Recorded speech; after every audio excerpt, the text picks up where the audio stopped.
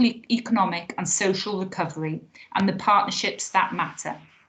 Firstly, I would like to introduce our first speaker, Michael Wood. Michael is the Head of Health Economic Partnerships at the NHS Confederation.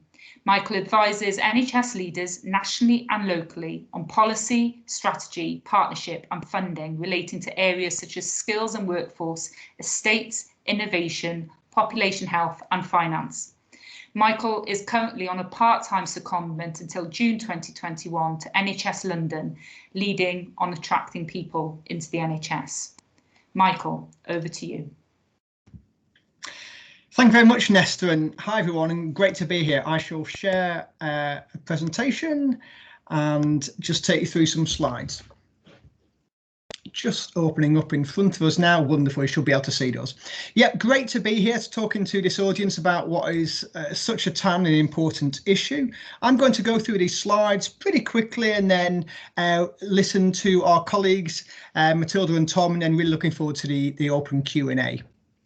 In terms of just an introduction from me, I think as Nesta mentioned, COVID, as we are seeing it at the moment, is rapidly changing the economic landscape in which we as public service leaders operate. But let's not forget that Brexit's around the corner. Let's not forget that, the UK is one of the most regionally imbalanced states in the OECD, and hence the levelling up agenda is somewhere still in the government's mind. All that to me is talking about, just why the economy needs us and why we need the economy and the strength of those links between us. So I think today it's fantastic just to reflect on the emergence of the concept and the role of anchor institutions, and that's across several sectors, and also the associated responsibility and opportunities that come through that, and perhaps where we can influence and where we can act in partnership. For those wondering, my role is often referred to as slightly odd. How do I see it? I see it as supporting place shaping. So I work in the NHS, but I'm trying to bring together what might be considered two separate worlds of health and care and economic development.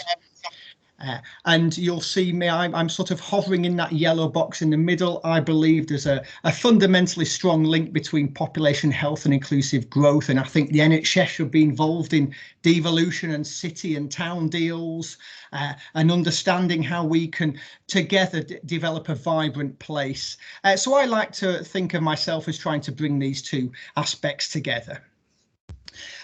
For those wondering about the concept of anchor institutions and the terminology, I'll start with this and then we'll run into actually what's it look like in practice.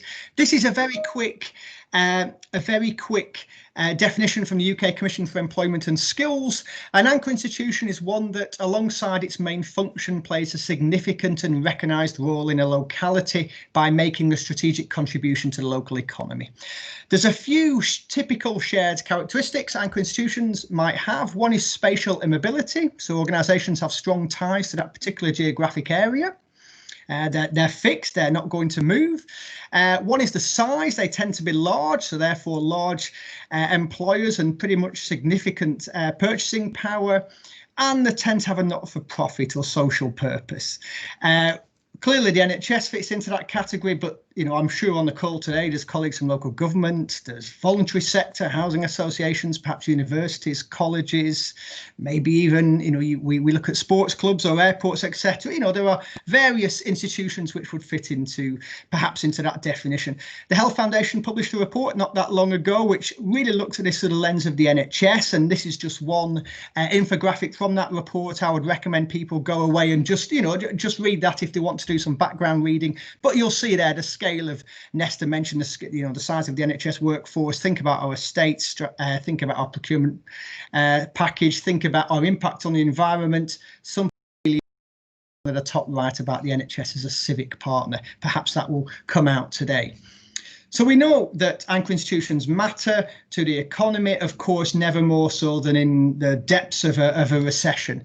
And that's the quote there is one that Simon Stevens, Chief Executive of NHS England, referenced a few years ago: when the British economy sneezes, the NHS catches a cold. Well, I'm sure we can say vice versa as well. If we look at the graphs on the right, first of all, taken from an IFS webinar just last week, very recent, looking at the exposures across the UK. I know it's quite difficult to see on here, but please have a look separate to this. You'll see parts of Wales there most exposed economically due to COVID, even the areas least exposed. You know, the scale of the depths of this recession, the expected unemployment, the levels of industrial damage, and also the levels of government intervention so far, I think dictate this will be a highly significant recession and highly damaging for our economy. So local areas might feel it in slightly different ways, and I think that really makes us think, doesn't it, about the impact on our services we provide and actually what our role in supporting those services can be. I just highlighting report on the left there, Levelling Up Yorkshire and Humber. This is a report I jointly published with the Academic Health Science Network and Yorkshire Universities in June. We started it pre-COVID, but I think really if you wanted something which presented a regional narrative and evidence base for the strength of the links between health and growth, I would just recommend colleagues just have a look at this report and take some of the learning. It's through a Yorkshire lens. You could apply many of the lessons to your local lens, I'm sure about it. So I was confident of the links between health and wealth before COVID. I'm incredibly the links are clearly now here to see in front of us. So in my role, I've tried a bit of crystal ball gazing a few months ago now. I did much of this probably back in April time. And here are some points which I think we are either seeing borne out or we might see in the coming months. Let's start at the top there. Hopefully, I think we'll see funding for public services for the roles we do explicitly recognised as an economic investment. You know, we are not a cost in public services, we are an investment, but actually as part of we have to behave like that too. Perhaps we'll see national measures for economic progress emerging that cover a wider contribution to what we value, including well-being. And it might be great to raise the work of the Future Generations Commission in Wales today. I don't know, but it seems Wales is a bit further ahead than England in this regard. Maybe strategies for levelling up will now focus more on inequalities, particularly health inequalities, than previously. Again, that opens up a different opportunity and role for us. We are already seeing fundamental changes to the labour market. Back in February, we had the most competitive labour market on record. We are now talking about, pretty imminent 1980s depths of unemployment. That's a staggering change. There might be a renewed focus on remodelling the UK as a manufacturing hub. Just in time was stretched severely through PPE, of course. We are seeing severe institutional instability across the UK. Some of our most trusted partners and those partners who actually we often saw as the most secure, I think are perhaps seeing mergers and closures now, real instability there. And I think something interesting at the bottom, actually, there might well be enhanced demands for decentralisation and devolution across the UK. And what format would that take? For the Confederation, trying to understand, well, if the impact of, we know the impact typically of recessions on the health service is great. This is an untypical recession with real depth to it. We know the impact on what we do will be severe. What could we do as the health service on the front foot, working with partners locally to try and make a difference in the economic and social recovery of our places? I issued a 5-point plan a few months ago. These are the 5 headline areas which I'll just go through very quickly now and just highlight some examples of where people are working on issues like this. So we've got workforce, civic restoration, supply chains, embedding health, and anchor networks, and we'll finish on the anchor networks point. So just a snapshot here for me about what might this look like in practice in different places. As Nesta said, I have a part-time job for NHS London, so I'm particularly aware in workforce terms of the impact of unemployment in London, the figures of people on furlough, who's at risk from employment. I'm also conscious that the NHS has a significant number of vacancies still in London. So we're looking at things such as job brokerage or redeployment. How can we identify people at risk of redundancy who perhaps might be interested and want to follow up a career in the NHS? Some things that ring bell, we've got parts of London working with local authority and NHS colleagues on local job brokerage systems, where we might look at some of the jobs which aren't clinical, where people could move across straight away. Local authority is incredibly supportive of this, of course, given the impacts of unemployment for them. Virtual jobs fair, so colleagues around Luton, NHS colleagues run a virtual jobs fair for people traditionally working for Luton Airport who are at risk, to try and support them understanding how the NHS works, the breadth of careers, over 350 of course, and how they might go and go about working in the NHS. We're looking at government employment initiatives, employment support. I can share a 2-page briefing I wrote recently, and I know there's NHS trusts across England looking at the government's Kickstart scheme, for example. How might we be able to use Kickstart to support people who've been unemployed a length of time to access new roles in our sector? Really happy to share any of this or to come back to it in a Q&A, of course. I'd just like to highlight a report there that I published a few months ago, which for me is fascinating. You know, we have very strong relationships with universities in the NHS, but how strong are relationships with further education colleges? Often there's a level of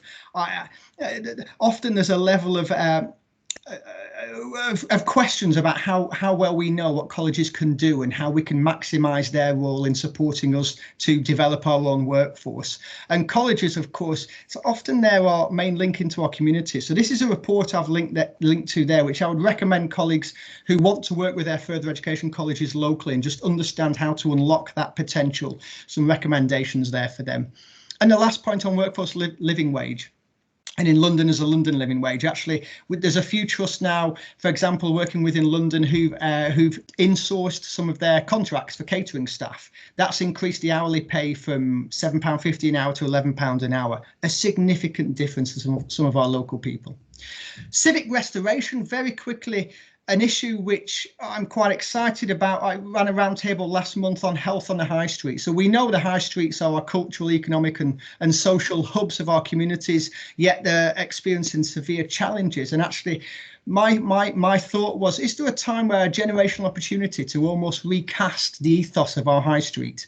Can we provide NHS services mixed in with other public and private sector services on the high street? Can we make transport to the high street sustainable? Can we support health entrepreneurs to access and to be a part of the high street? What is the experience that drives people to our high street? And we'll be issuing a report in a month, which hopefully will give some ideas.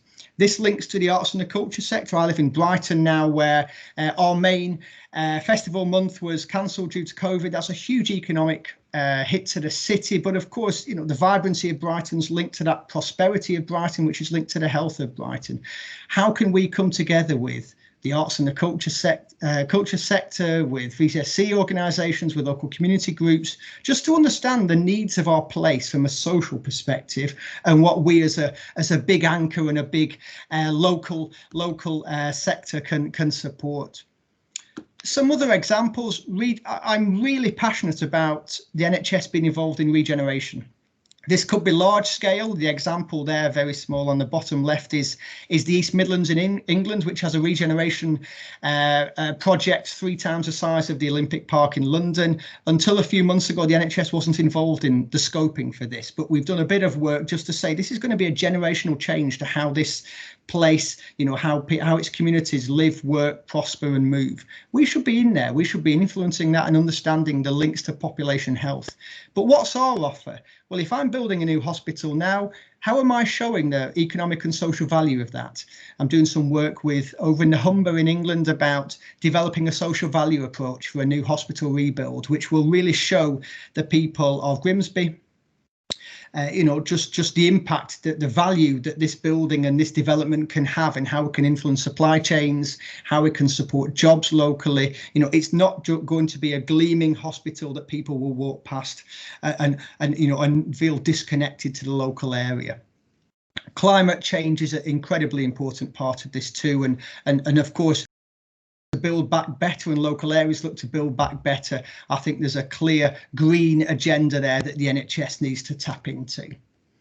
Finally, on supply chains, I've mentioned social value. What I would say is, you know, I speak to colleagues in Yorkshire who are talking about, through the PPE work recently, reinventing or recrystallising the local textile sector. And I thought, you know, just imagine a civic pride as parts of, you know, we understand some of the potential to give a boost to some of our traditional industries who might have moved away from health and care for a while. And I think there's a real opportunity there to understand, what does our local supply chain look like? What could it look like? How could we stimulate local businesses? And there's just some examples in the green, the writings there from the Cheshire and the Merseyside region, not far across the border, of course, which is looking at social value across the piece.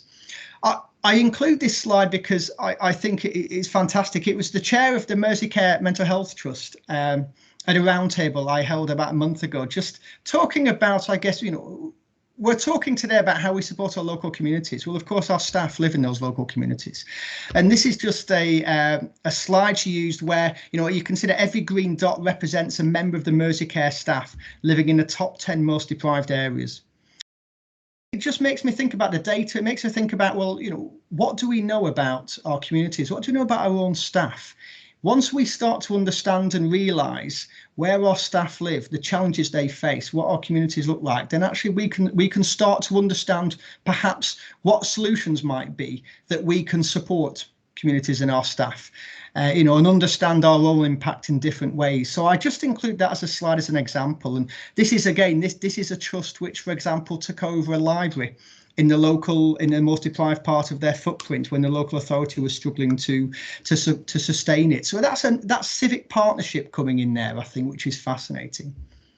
I started with anchors. I said I would end with anchors because this is how we are seeing, the NHS now is being seen in every part of the UK by our local economic leaders as a critical institution and sector with which to engage as that place recovers. That quote there is from Rob Webster, a system leader in Yorkshire in England, where he sits on the Economic Recovery Board for Leeds City Region. And his comment is, look, health is the only banker at the moment for any return on investment. Invest in health, you will get a reward, and we will support you on that. I think certainly across England, there'll be a case in Wales as well. There's a growing number of local economic recovery boards being established. It might be the Metro Mayors, it might be local governments. Leading on those, they are focused on, building back better and unlocking the nature and the power of their anchors and assets. My work here is to try and get the NHS involved in these and understanding and knocking on the door and saying, we need to be a part of place shaping as we bounce back. It's not just our clinical work, which I think is a fundamental part of this. I think the third bullet point there's a range of emerging NHS anchor networks being put in place. I'm developing one in London. It's hugely positive. But what I would say is, can we have that local economic recovery and the priorities directed by local circumstance? The NHS matters everywhere, but economies are nuanced, of course, and the ability to rebound is nuanced as well. Something about data to understand the full picture. I think if we're planning population health strategies, just how interesting it would be to have business confidence, furlough statistics, household finances, what will enable us to understand where our value can be added and what the true picture of what our communities face looks like. Our local colleagues will have this data. We will have a part of the answer to that data. How can we come together and share that? And the last point there is just me saying, actually, this isn't something which can just last for a few months or a few years whilst we bounce back from a COVID recession. These are place-based relationships which I think should be fundamental to what we do. My penultimate slide, I just wanted to include a quote. I mean, NHS Charities Together, of course, is a membership organisation for the NHS charities. Normally it would have grants, around £400,000 worth of grant funding every year. This year they're looking around £140 million, which I think is a staggering, an incredible symbol of just the intimacy between citizens and communities in the NHS. But actually, that also puts a bit of, means that we have to understand how to spend this and how to spend this, I think, for our communities.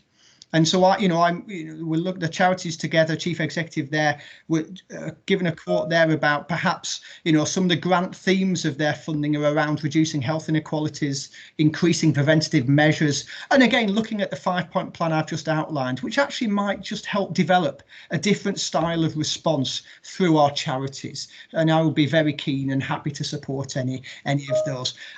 There's my Twitter handle, there's my email address. Please do contact me. Nesta, thanks for the opportunity. Looking forward to the question and answer session later. Brilliant. Thank you very much, Michael. That was a fantastic overview of the role of the NHS as an anchor institution and some of the examples of what other communities across the UK are doing. The slides will be shared after the event and also a recording. And if you've got any questions about anything Michael has discussed so far, please use the chat function and I'll pick this up after in the Q&A. So our second presenter is Matilda Allen. Matilda Foundation in March 2019 as a public health specialty registrar. Before joining the Health Foundation, Matilda was in local government, health protection, and as a research fellow at UCL Institute of Health Equity. Matilda focuses on health inequalities, the social determinants of health, and the role of the health and care sector in improving population health through prevention, with the current focus on the role of anchor institution. So now, Matilda. Thank you very much, Nesta. I'm just checking, can everyone hear me and see the slides? I'll start the presentation now. Maybe just Nesta shout if you can't. Great, so thank you very much for having me. And as Nesta mentioned, I'm working at the Health Foundation at the moment. And what I'm going to do is, we've heard from Michael a really kind of brilliant introduction of what anchor institutions are and some of the work that's been happening. And I'm just going to pick up on that and reflect on some of the things that we've been doing recently at the Health Foundation. So, as Michael mentioned, we published a report back in 2019 called Building Healthier Communities, and that was really about the role of the NHS as an anchor institution. And following on from that, we've published some other bits and pieces, and we've kind of been working towards a learning network that we'll launch next year. So there's two things that I'm going to kind of mainly talk about today. First of all, a little project which I've been leading with Dominique, who's one of my colleagues, which is a series of place-based conversations with local areas about what they're doing on anchor institutions at the moment and how that's changed in light of COVID and how the two kind of agendas can work together. And then secondly, I'll just outline our plans for our UK-wide Anchors Learning Network in partnership with NHS. So to start with the anchor and COVID conversations, this really came about kind of earlier on this year when I started at the Health Foundation, and Dom and I were reflecting on kind of, given COVID, what was going to happen to the anchor institutions agenda. Would there be a kind of increase in focus, or would it be kind of pushed down the list of priorities?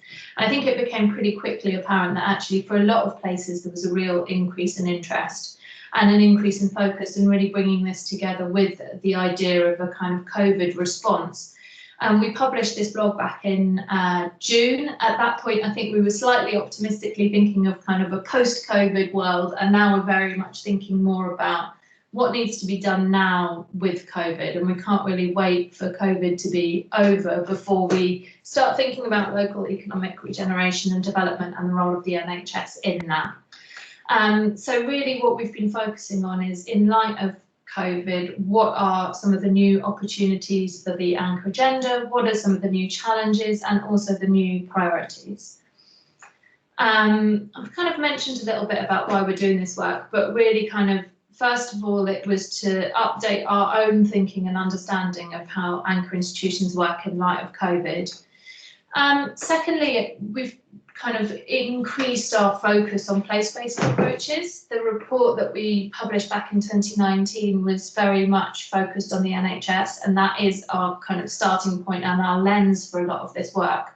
But really, as Michael has outlined in his presentation, this work needs to happen at the level of place and with a range of partners at a local place. And these conversations that we've been having locally, they're not just with NHS institutions, they're also with local government, with universities and schools, with the voluntary and community sector, police, whoever is doing this kind of anchor work locally.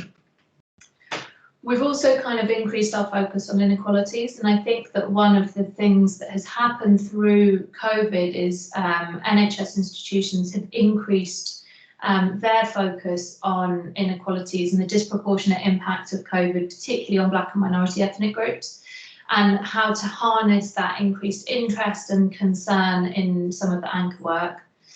To talk to different locations across the UK and to understand how the anchor approach was similar or different in different places, and then also just to share the learning. So we are kind of gathering our learning from this for the learning network that we'll launch next year, but also for a kind of standalone product. And we're also, each place that we talk to, we are reflecting on what we've heard from other places. So as we go, we're kind of building or challenging consensus. I'm just going to quickly kind of go over some of the high level things we've heard from the first two of these sessions that we ran. So the first one was in East London, and we did that in partnership with BARTS and ELFT, East London Foundation Trust. And it was kind of a 90-minute session and a range of local partners. In terms of priorities for future action, what we heard was that there was a lot of goodwill, there was a lot of interest, and there was a lot of kind of small bits of action happening, but really the next stage was to increase the scale and to integrate that at the level of place at an East London level. And secondly, there was a real focus on kind of making sure that this work was targeting local inequalities and particularly benefiting local Black and minority ethnic groups and local areas of deprivation that have been disproportionately impacted by COVID.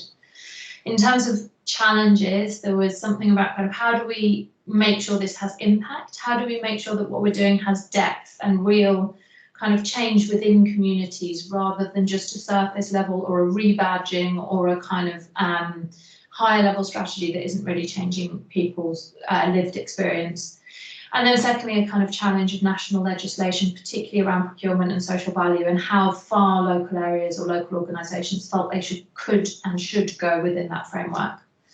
We were also asking local places what support they think they need from their local partners, from national policy, and then also from us and the learning network that will be launched next year. And there was a point about from local organisations, which I think goes back to the point about scale and integration, that really there was a need for a shared language and narrative around this. From national policy, there was an ask for support with procurement rules in particular and also funding.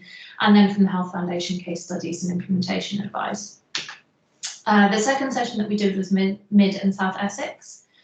And there we kind of talked a lot about what their work had been focusing on. There was a real focus on employment and also on sustainability and decarbonising their estate, and also on procurement and social value. We talked a lot about collaboration, and it was both a focus of their work, but also I think a challenge in terms of broadening the scope. And there was some really interesting conversation about what is and should be the role of the private sector in this agenda. And also kind of broadening out from employment and sustainability and procurement to some other kind of anchor areas like using the estate differently. And national legislation came up again. In terms of what was needed, we heard again actually about shared narrative and the need to come together as an area to identify and work together on priority actions and kind of to hold each other to account. National policy, support around procurement, and also some kind of support with local recruitment and making that a bit easier or a bit more kind of transparent or accessible to local people, and supporting local leadership. And then similarly from the learning network, a kind of platform, case studies and encouraging collaboration. The next steps for this work, we're doing these sessions in particular places, and we're also doing kind of one-to-one stakeholder conversations or case studies to supplement that work. And the offer is very much open if anyone's interested to get in touch with me, and we can pick that up. Then we'll be kind of collating and sharing the learning by the end of the year in some kind of report or product as yet to be decided. And then also we're feeding this into the learning network, which I have been mentioning throughout, and just to give a little bit more detail on what that is. So after the report that we published in 2019, and also the NHS England long-term plan made a commitment to supporting anchor strategies and anchor institutions. So the Health Foundation and NHS EI are jointly funding and running a UK-wide learning network. And just up there are some of the things that we hope that this will do, kind of enable the spread of ideas and ability to also build skills and catalyse action. We've heard from quite a few places, not just in those two conversations I mentioned, but more broadly, that there's a real appetite to learn from what other areas are doing and to make sure that that learning is shared, so we don't have to repeat the same processes again and again, but actually some of this is streamlined and building on the learning that's already taken place in other places. And then finally, as I mentioned, the kind of overall aim to tackle social determinants of health, to reduce health inequalities and to improve population health. The network will launch early 2021 with starting the design phase imminently. And I'd really welcome any kind of questions or reflections on anything I've said, but also do get in touch with us if you would like to get involved in the design phase of the network, or if you have particular thoughts about what support you think would be helpful from a learning network to support local anchors' work.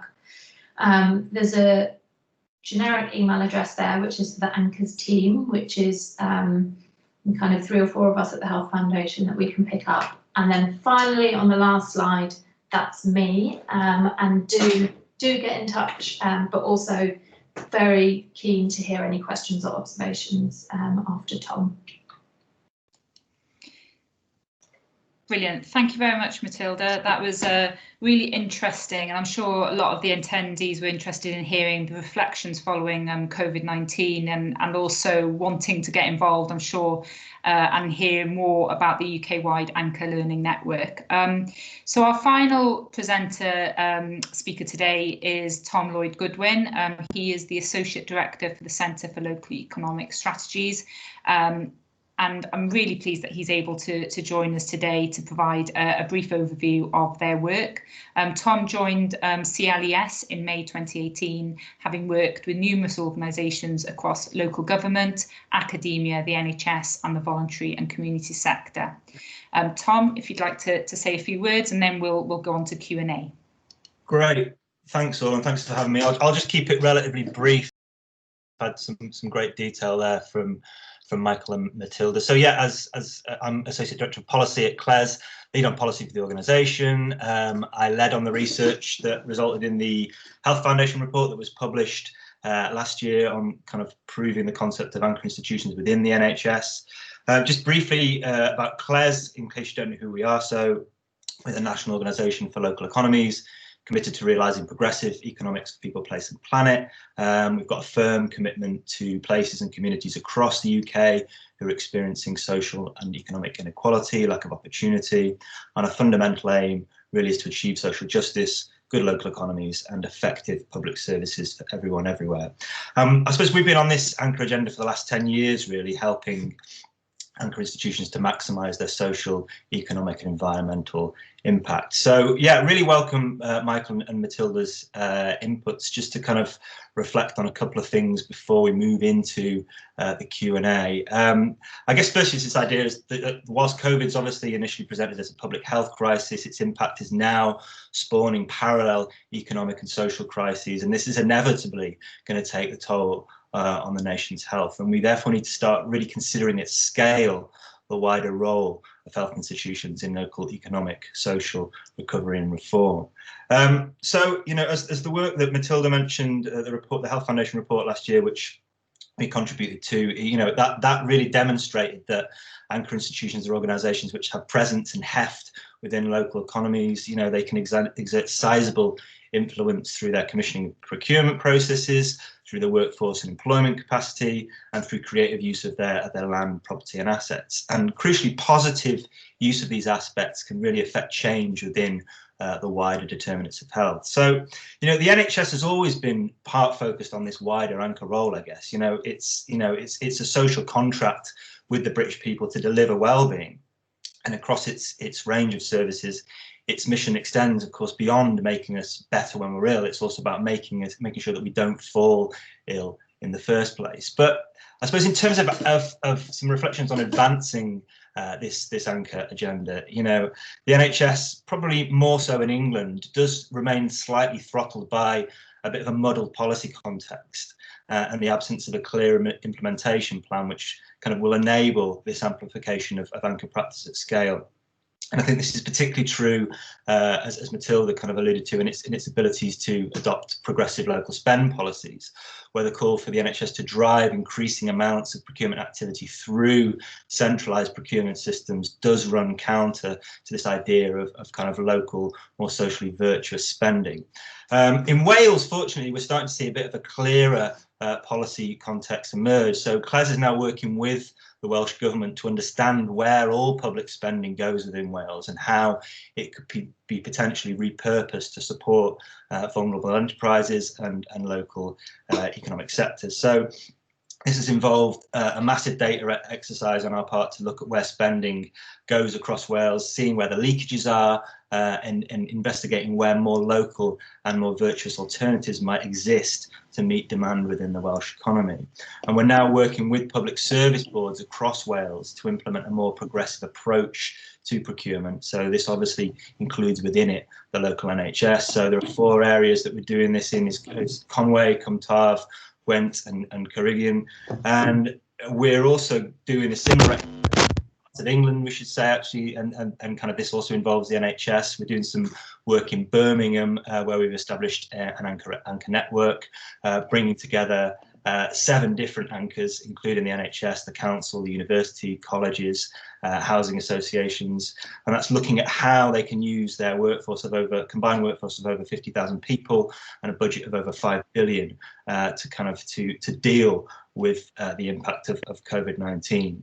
So, the focus there is the key areas of focus really around procurement and employment. So, in particular, we're working with the network to look at how we can increase secure and living wage employment in the most deprived areas, and using collective spend to target businesses within the most deprived areas of the city. And that's being supported by what we call a community wealth builder, researcher in residence, who's kind of like a coordinator on the ground, who's working between those institutions, trying to kind of help them to share practice and overcome any particular institutional barriers that they might be facing. And that's thrown up some really interesting questions around how we advance this agenda. But yeah, happy to take, I know we're short on time, but so happy to take any kind of further questions in the Q&A session. But thank you.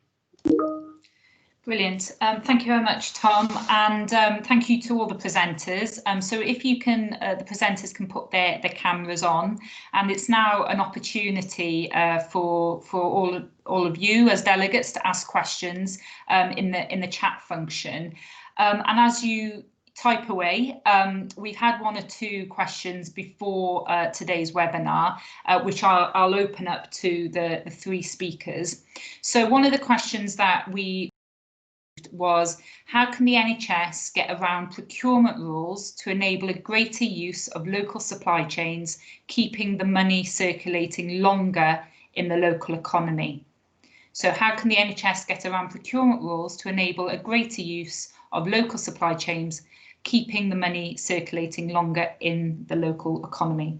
So I'm not sure which one of our speakers would like to answer that first. Yeah, I can reflect on that. And I mean, this is the kind of the work that we're now starting to do at a local level in Wales. It's about, I suppose, there's always this pressure within the NHS, to do as much procurement activity as possible through the national frameworks. But I suppose it's about looking for where there might be space within that to do something alternative. Not every single penny of spending is expected to go through those frameworks. So it's about looking, well, where is the discretion there? Where are the areas that we might be able to not use the national frameworks and kind of start to use local more generative alternatives instead. So it's really about looking to kind of to find those gaps where they exist. It is ultimately going to be a question for policymakers as well. We are talking to kind of, the top finance people within NHS Wales to kind of to ponder these issues. I think in Wales, because of the remit under the Wellbeing Future Generations Act, there's more of a desire to think, well, okay, maybe we need to change the rules. Maybe the kind of the policy context as it exists needs to be amended. I think there's probably more of an appetite for that in Wales. It's trickier in England at the moment, but hopefully as a result of kind of the work that the Health Foundation are looking to do with the learning network, and the work that these questions are coming up all the time. It is the kind of elephant in the room for the NHS. Well, how do we do something with spend when we've got this huge national pressure to use frameworks? I think the more we ask this question, the more it goes back to policymakers to say, well, look, we made exceptions during COVID to use local alternatives. That was to stop a public health crisis. We've got huge economic and social crises waiting in the wings, already unfolding. So why can't we change our rules now to deal with those questions as well? So it's about asking the question of policymakers on the one hand, but it's also about looking at where there is local discretion on the other. Brilliant. Thanks, Tom. Michael and Matilda, anything else that you'd like to add? What I would say is, oh, sorry, do you want to go, Matilda? You can go. You go, and then I'll pick up. Yeah, I was just going to say there's something about, you know, the NHS is doing this where it happens despite the system, not because of the system. But still, we do have examples of chief executives who have asked their boards, where are we buying from? What can we do about this? And you can make executive leadership decisions and you can affect change locally. Now, Tom's absolutely right that the national bodies such as the Confederation and, you know, and the Health Foundation and others need to be making sure that we're influencing nationally and we're changing policy to make this more systemic. But you can affect change and make change locally through that executive leadership positions. But often where we see that, it's despite the system, not because of it. Yeah, I think that's, I definitely agree with both Michael and Tom on that. I think the only other thing is we're hearing this a lot, and what sometimes happens is when local areas see what another local area has done, that gives a little bit of permission within the kind of the national procurement legislation and within the frameworks that do exist. So I think part of it is about being bold within the rules that do exist. And then, as we've said, kind of maybe pushing for greater clarity or greater flexibility from the kind of national policy framework as well. Great, thank you very much. I know from the chat function we've had a couple of questions come in, and one of them is reflecting on the opportunities that we've got in Wales. I know both Michael and Tom have briefly touched on the Wellbeing of Future Generations Act and the role of public service boards by bringing public service sector partners together at place-based. So what do you think we could do more, whether it's around implementing that and making, you know, the anchor stronger through the strategies and the policies that we've got? And I know, Michael, you highlighted in the NHS Reset report the Wellbeing of Future Generations Act and Health in All Policies approach. So maybe you'd like to pick up on this first.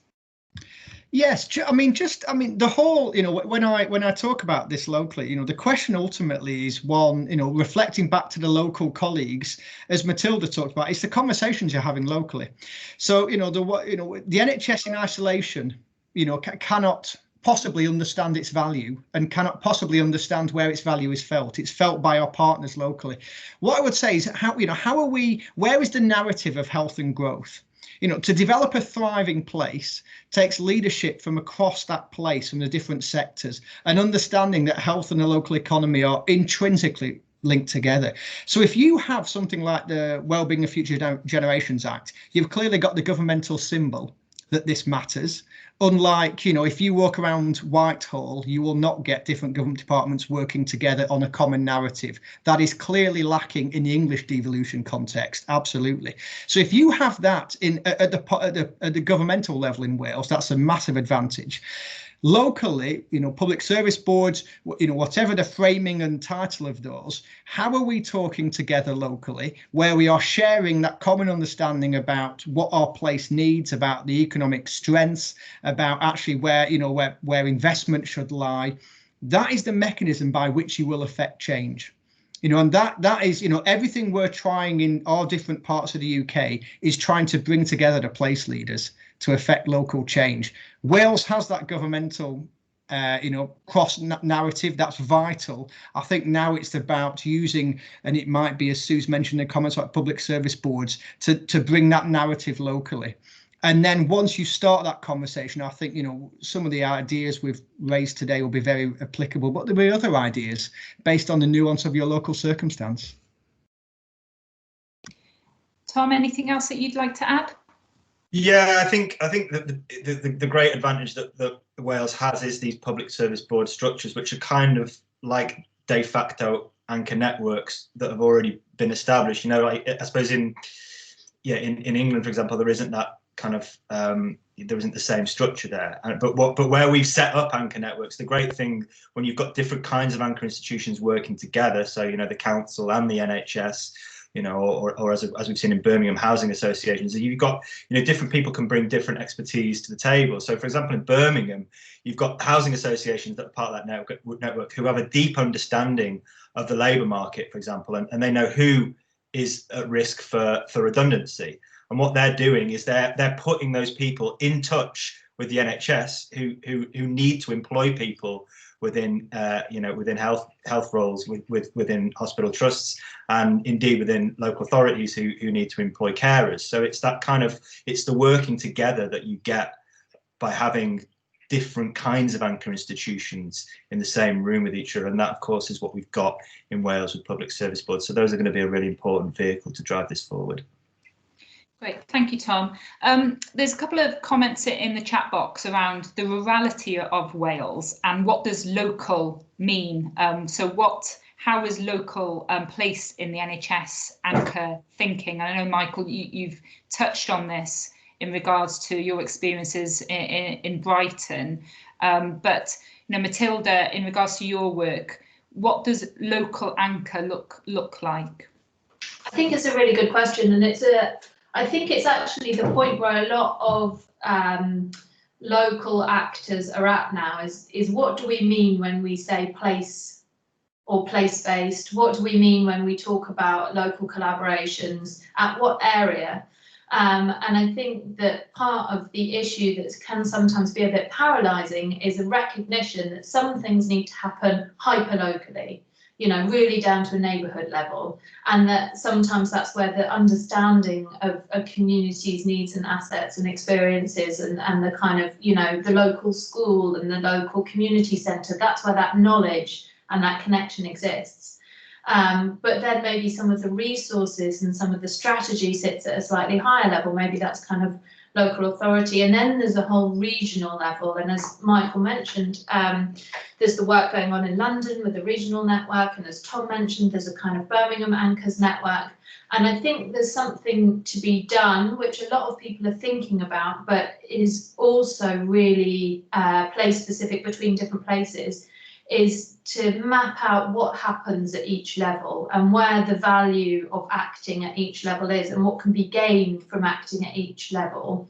And then, of course, how to kind of coordinate between the levels.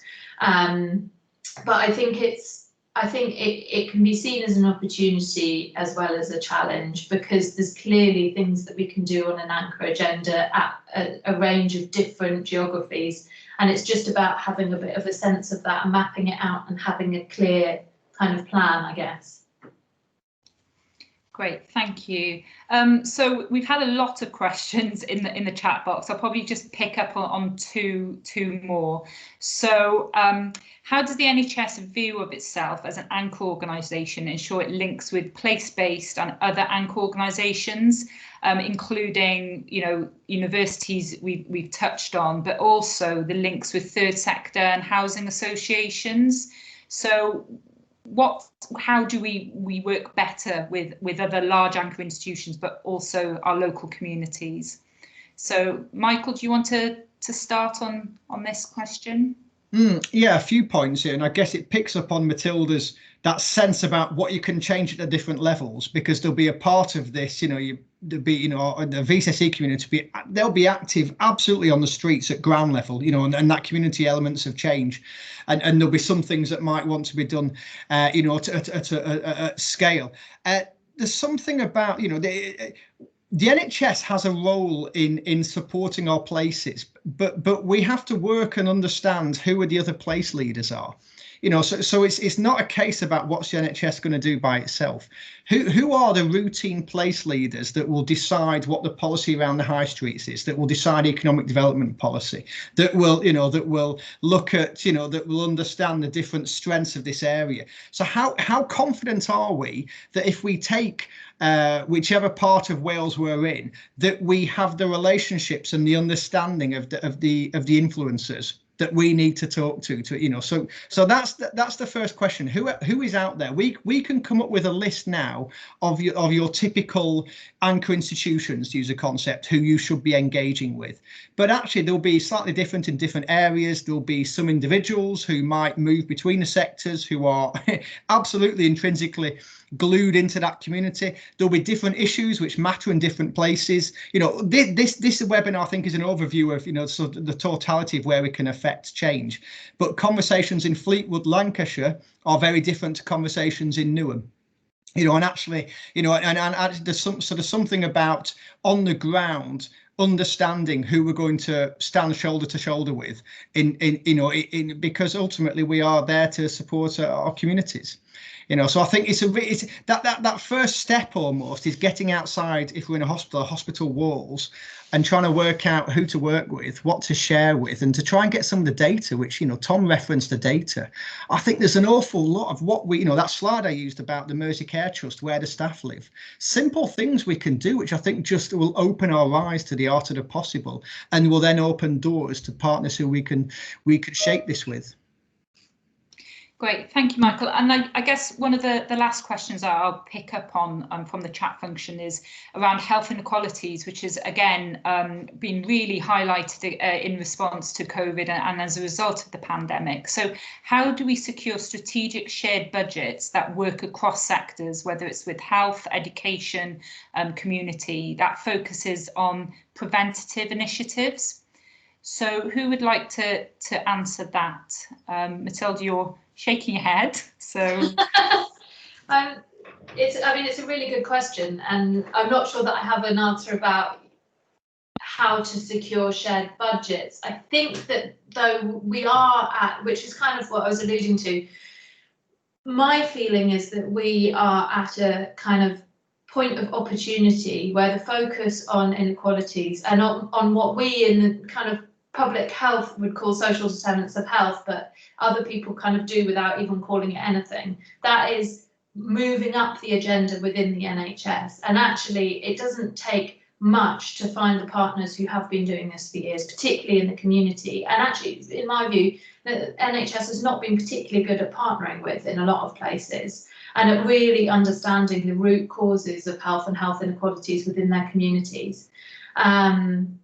But I think that, I don't have any particular response on how to secure shared budgets, because I think that's probably quite place specific and will depend on your local structures and your local funding and how that works. But I do think that kind of bringing it back to this increased focus on inequalities, and also I think there is work to be done about what the business case here is. What are we investing in, what for, and what do we get out of it, to be honest.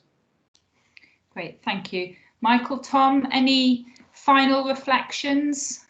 I think it's, just on the budgets thing, I think it's, obviously there is, as we keep alluding to, there is the footprint in Wales of the Public Service Board. Okay, that's populated by different institutions with different responsibilities, but, there's a lot, it depends, if the intent's there to say, well, we've each got a budget and we could do more to kind of work collaboratively with those budgets. If that intent is genuinely there, then that's the pathway. But that, we've seen that in areas of Greater Manchester, for example, in Tameside, you see the CCG and the local authority there working very closely together. Okay, that they share a chief executive, but they are two organisations. And actually, his ethos there is just, I'm just going to pretend we're one organisation until there's some red line that means that I can't. And, I think if public service boards were to take that attitude, then, you can go a long way with the right kind of intent before you hit an absolute red line that you can't get over. Yeah, and all I would say, Nesta, there's some great comments, just flicking through the comments on the right-hand side. I think some, clear interest, from partners in Wales. And, there's something for me about now, quite often we start from a different narrative. So therefore, before you even get to the budget, you're not on the same page in terms of what you're trying to achieve. And actually, I think, what COVID has done is put, first of all, the clinical role of the NHS in the spotlight, but now it's put health and the economy in that combined place. And so if you wanted a place to start now, whether you're talking to an economic leader or a locally elected leader or a health service leader, there's a clear sort of, overlap in terms of where we're coming from. And that to me is incredibly helpful in kickstarting conversations, which I think we've all conceptually understood should be discussed, but perhaps haven't had the push to do it. And I think now is that clear push. So, for me, about what is the ask and the offer from the NHS, but every local leader will have that sort of ask and the offer. And I would hope it's easier to have the conversations now than perhaps it has been in the past few years. Brilliant. Thank you for that, Michael. I know that a number of people have highlighted the Future Generations Act and the PSBs. So just to let people know that an inquiry is being launched, I think next week, but by the Public Accounts Committee. So keep an eye out on that, and it's looking at the implementation of the Act and how the implementation has happened since 2015. So we're now coming to the end of our event. So I'd like to again thank all our speakers who have helped contribute to a great discussion. We have really heard how the economy and the NHS are fundamentally linked, and through its size and scale, the NHS, like many other anchor organisations, can positively contribute to local areas in many ways beyond providing healthcare, whether through purchasing more locally for social benefit as a large employer, to utilising buildings and spaces to support communities to reduce its environmental impact. Health services have a vital role to play in the wider recovery and rebuilding of our local economies and communities, driving up prosperity, population health and well-being in the wake of COVID-19. This will involve transforming public service planning and delivery. And as recently highlighted in our briefing for the Senedd elections, we've been calling on the next Welsh Government to commit to developing a long-term investment plan in service change to reshape NHS estates and infrastructure, making them more sustainable, reducing carbon emissions and maximising public assets. Our vision for health and care services is to be outward facing, working with the wider world to ensure economic partnership, investment, research and promoting Wales across the globe. Already in Wales, through the Wellbeing of Future Generations Act, which many of us have mentioned today, we have opportunities to really focus on prevention and improving social, cultural, environmental and economic well-being, and having a new and innovative local partnerships focused on achieving a more prosperous, resilient, healthier and more equal Wales. I know today is just the start of the conversation, so please get in touch if you would like further information on any of the areas discussed. And as Matilda mentioned, the UK-wide Anchor Learning Network will be launched in early 2021, so please get in touch if you want to get involved. Finally, if you've got any recommendations for future webinars that you would like the Welsh NHS Confederation to hold, then again, please get in touch with us. On that note, thank you all for joining. Diolch yn fawr, and as we said earlier, the slides and the video will be shared with you later in the week. Diolch yn fawr.